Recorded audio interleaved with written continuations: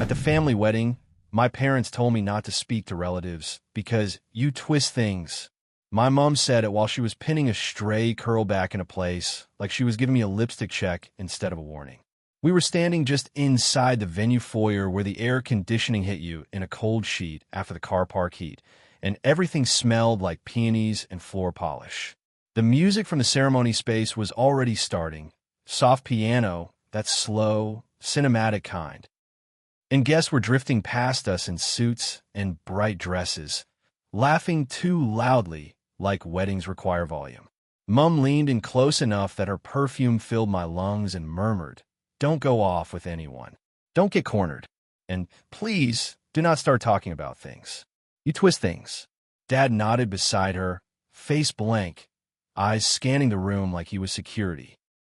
I stood there in my stiff heels with my clutch digging into my palm, blinking at them because my brain kept trying to reframe it into something less insane. Like maybe she meant, don't gossip. Like maybe she meant, don't overwhelm yourself. But she said it the way you tell a child not to touch a hot stove, like I was the hazard. It was so absurd I almost laughed. My throat did that tight, click instead. What things? I asked, keeping my voice low, because a woman in a mint green dress brushed past us, smiling. Mum's smile stayed fixed for the stranger, then dropped the second the woman was gone. "You know what things?" Mum hissed. "If Aunt Denise asks about everything, you keep it light. We're not doing your therapy script today." Dad shifted closer, blocking my line of sight into the ceremony room. "Just behave," he said, not looking at me, like my existence was an inconvenience he needed managed before the photos started. My chest went hot and then cold. I could feel the strap of my dress rubbing the top of my shoulder, suddenly unbearable.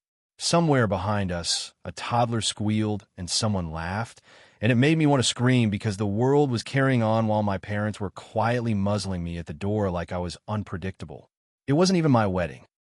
It was my cousin Lily's, my mom's sister's daughter, who is beautiful in that effortless way that makes relatives speak about her like she's a miracle they personally contributed to.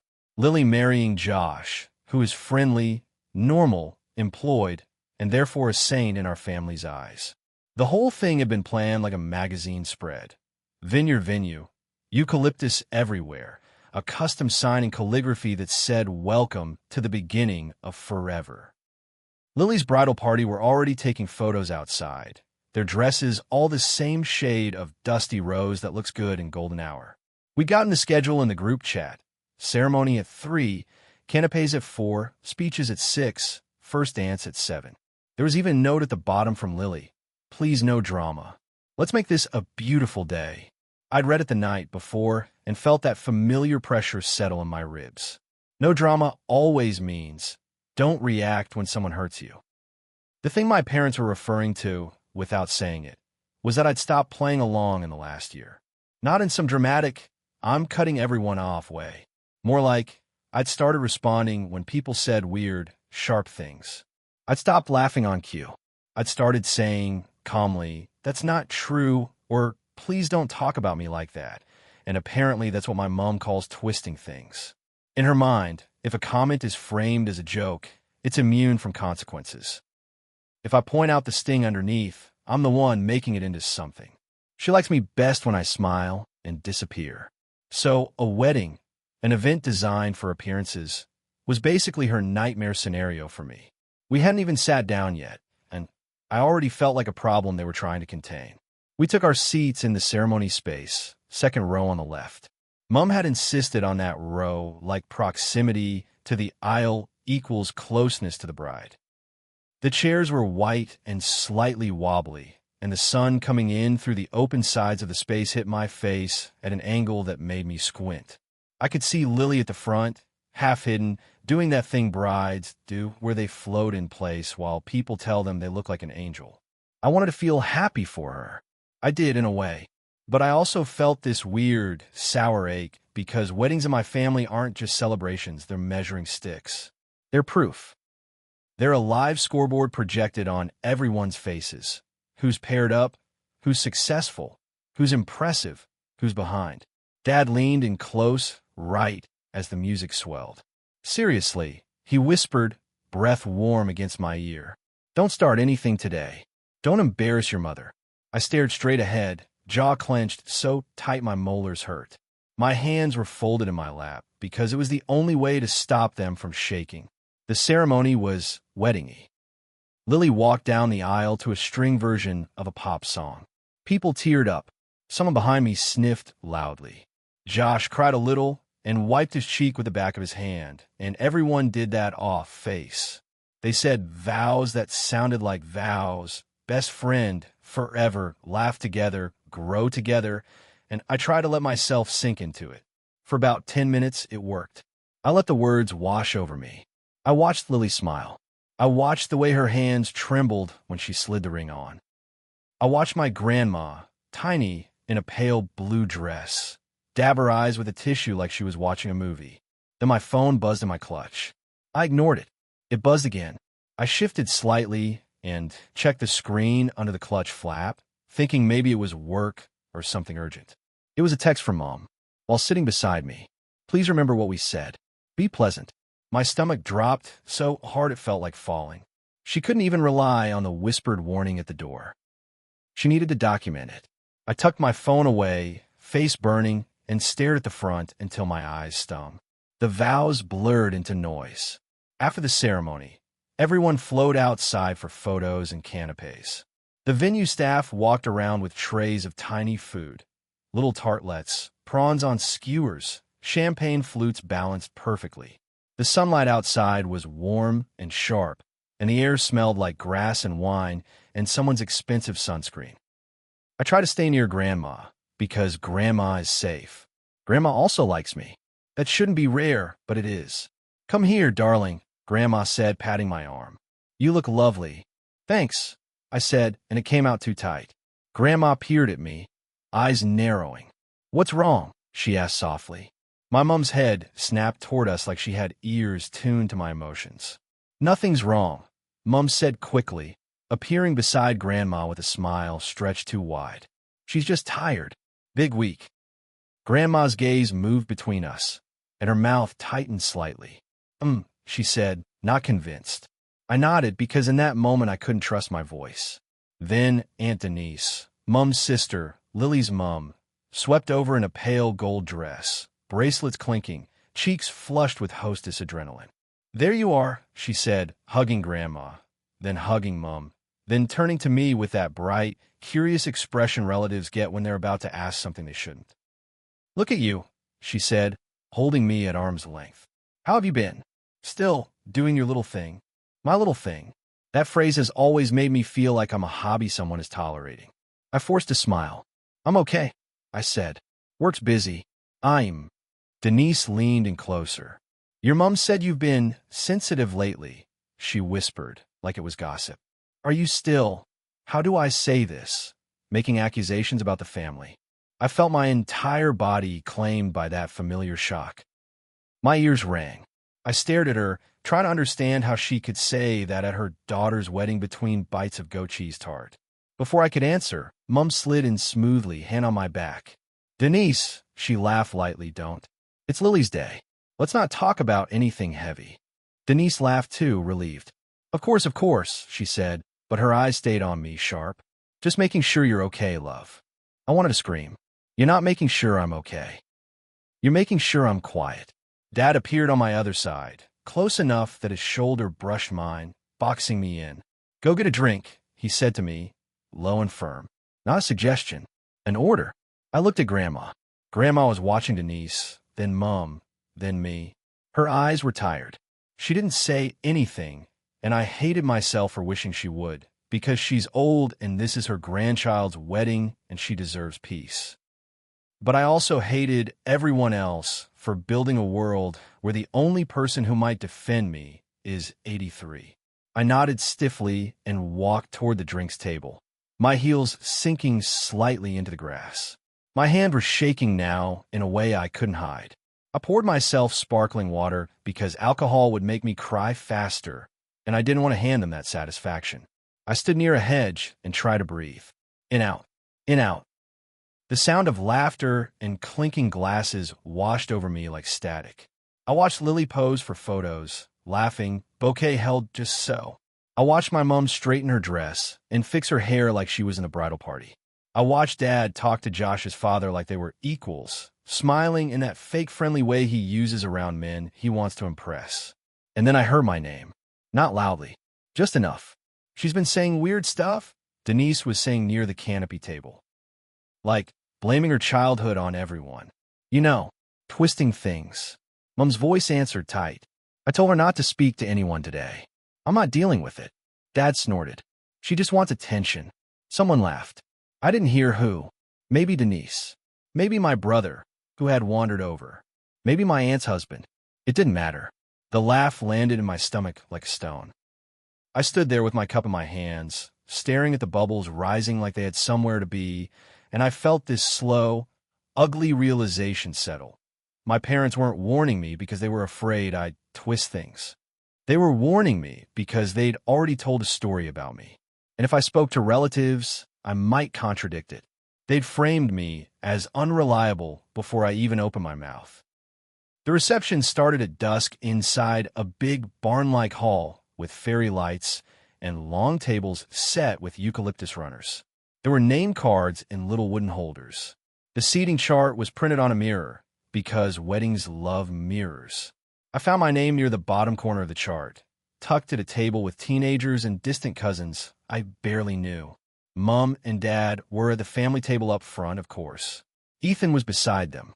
Lily and Josh at the bridal table. I stared at my assigned table and felt that sting of being placed away like a messy object. When I looked up, Mom was watching me from across the room with that same tight smile. She mouthed, "Please." I sat at my table and smiled at the teenagers and asked them about school like I was a substitute teacher. The food was good. Chicken, roast vegetables, fancy salad, but it tasted like nothing because my throat was tight the whole time. I laughed politely at jokes. I listened to people talk about mortgages and babies and renovations. Every time someone asked me what I was doing, I felt my shoulders tense like I was bracing for impact. During speeches, Josh's dad told a story about Josh as a kid. Lily's sister cried. Everyone clinked glasses. Then Mom's turn came. She stood up, adjusting her dress, and took the microphone like she was born holding it. She talked about Lily being a perfect daughter. She talked about family being everything. She made a joke about Lily being the easy one. And everyone laughed, and I felt my stomach twist because the implication hung there. If Lily was easy, someone else was hard. I could feel Mom's eyes flick toward my table for a fraction of a second, then away. Like a private little confirmation. After the speeches, people started dancing. The DJ played crowd pleasers. The fairy lights made everyone look softer, kinder than they are. I slipped outside to the side of the hall, where there was a small patio with heaters and a view of the vineyard rows. The night air was cooler, and my skin finally stopped feeling like it was on fire. I leaned against the railing and breathed. A few minutes later, Ethan came out. My brother looked uncomfortable, hands in his pockets. He stood beside me, without speaking for a bit, staring out at the dark rows like there might be answers planted in the soil. Finally, he said, "You okay?" I laughed once, sharp, because the question felt ridiculous. "Are you?" I asked back. Ethan exhaled. "Mom's stressed," he said, like that explained everything. "Yeah," I said. So she decided I shouldn't speak. He didn't deny it. That silence was its own answer. I stared at him, at the familiar curve of his nose, the same as Dad's, and I felt that old ache of wanting him to be on my side. "Do you believe them?" I asked quietly. "Do you believe I twist things?" Ethan's jaw worked. He looked away. Then he said, "I don't know," which hurt more than a yes. I nodded slowly.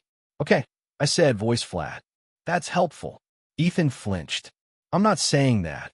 He protested quietly. Dad gets defensive, and Mom doesn't want drama.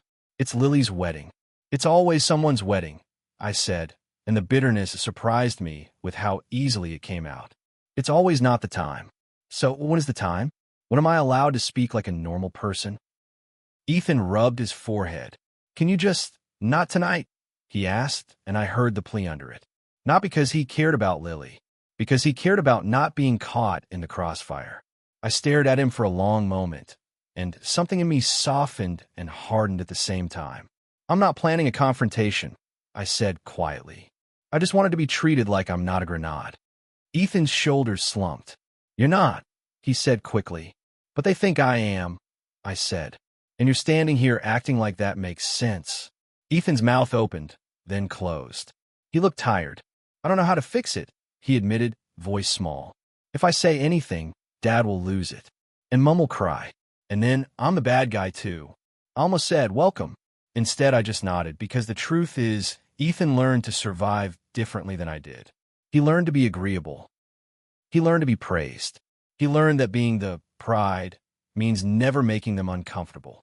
I'm going to go, I said. Ethan blinked. What? It's early.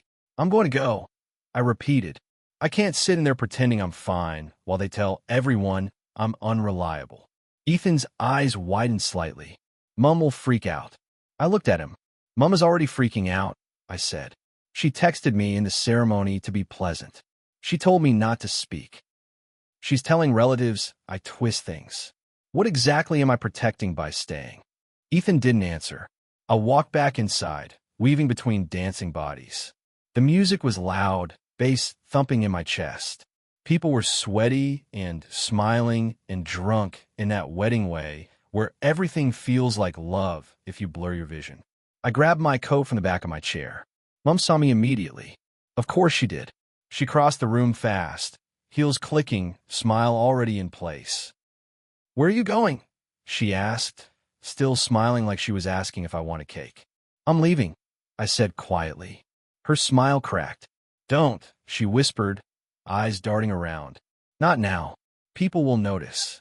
I don't care, I said. My voice shook slightly, but I didn't back down. You told me not to speak to relatives. You told them I twist things. I'm not staying. Mom's eyes flashed with panic and anger. I told you that because you always turn conversations into accusations, she hissed. You always make people uncomfortable. I make people uncomfortable by existing, I said, and the words came out before I could filter them. You're uncomfortable with me, so you're trying to control me. Mom's face went red. Lower your voice, she snapped, still whispering, which is always funny to me. How families think whispering makes cruelty polite. Dad appeared beside her like he'd been summoned by the scent of defiance. What's going on? He asked, eyes narrowing. I'm leaving, I said again, and I felt my heart hammering, but I kept my tone calm. Dad's mouth curled. Of course you are, he said, like it was predictable. Can't handle one night without drama. Mom grabbed my forearm, nails pressing through my sleeve. Stop, she whispered fiercely. Stop. You are not ruining Lily's wedding. I looked at her hand on my arm, then at her face. You already ruined it for me, I said quietly. You told me not to talk because I twist things. That's humiliating. Mom's eyes filled instantly, her favorite weapon. I'm trying to protect you, she whispered, voice trembling. You don't know what people say about you. I'm trying to keep you safe. I laughed once bitter. From who? I asked. From our own family? Dad snorted. This is exactly what we mean, he muttered, twisting it. Something in me snapped into clarity then. Not rage. Just a clean, exhausted truth. I didn't twist anything, I said, voice steady. You told me not to speak. You call me unreliable. You laughed about it. And I'm done pretending it's normal. Mom's grip tightened. Please, she whispered, and her eyes flicked toward the dance floor where Lily was laughing with her friends, unaware. Please, just smile. Just stay. For me. For me. Always for her. Always my discomfort as a gift to keep her image intact. I gently pried Mom's fingers off my arm. No, I said softly. Not this time. Dad's face hardened. If you walk out, don't come crying when people stop inviting you, he said low. I met his eyes. They already don't want me here, I said. You made sure of that. Mom made a small, choking sound like she'd been struck. How dare you, she whispered. I nodded once, not trusting myself to speak more. I picked up my coat, my bag, and walked out through the hall doors into the cool night air. The music muffled behind me. The fairy lights faded. The night smelled like damp grass and smoke from the outdoor heaters. I got to my car and sat inside, hands shaking on the steering wheel. My mascara was probably smudged. My heart was racing like I just run. I took a breath and felt it catch. Another breath. Then, finally, I cried, not loudly, not dramatically, just silent tears sliding down my cheeks while the inside of my car fogged slightly for my breath. My phone buzzed. Mom. I didn't answer. It buzzed again. Dad. I didn't answer. Then a message popped up from Grandma. Are you all right, love? I saw you go. Call me when you're home. That message cracked something in me because it was the first one that didn't sound like an accusation. I wiped my face with my sleeve, started the car, and drove home with the radio off, the road dark and quiet, my mind replaying Mom's whisper, "You twist things," like it was a label she'd been waiting to stick on me. The next day, the fallout came exactly how it always comes. Mom called crying, saying I'd embarrassed her, saying relatives were asking questions, saying I'd made it about me. Dad sent a text, "Grow up." Ethan texted, "Mom's really upset. Can you just apologize?" And here's the thing that makes me feel both sick and strangely calm. I don't think I can apologize. Not because I want to punish them. Because apologizing would mean agreeing that speaking is the problem. That my voice is the danger. And I'm tired of living like that. Tired of walking into events already worn to be small. Tired of being painted as unstable, so anything I say could be dismissed as twisting. I keep thinking about how my parents told me not to speak to relatives like I'm a liar, and how normal it felt to them to say it. Like they've been thinking it forever and just finally said it out loud. I keep thinking about Denise asking if I'm making accusations, like Mom has been preloading my reputation in every conversation when I'm not there. I keep thinking about Ethan saying, "I don't know," when I asked if he believes me. And I keep thinking about Lily, blissfully dancing in a hall full of fairy lights, unaware that at the edge of her perfect day, my parents were still trying to control the version of me they allow in public. So yeah, that's it. That's the story. I left my cousin's wedding early because my parents told me not to speak to relatives because I twist things, and something in me finally refused to be managed like that anymore. Now, my mom wants me to apologize for making a scene, and my dad is acting like I prove his point by leaving, and I'm sitting here wondering how the hell I became the problem in a family that can't tolerate honesty for even one evening. I don't even know what I'm asking for. Maybe I just need someone outside my family to tell me I'm not insane for feeling gutted by that sentence. Or maybe I need a reality check. Is it dramatic to leave? Or is it more dramatic that my own parents tried to silence me at a wedding like I'm some kind of risk?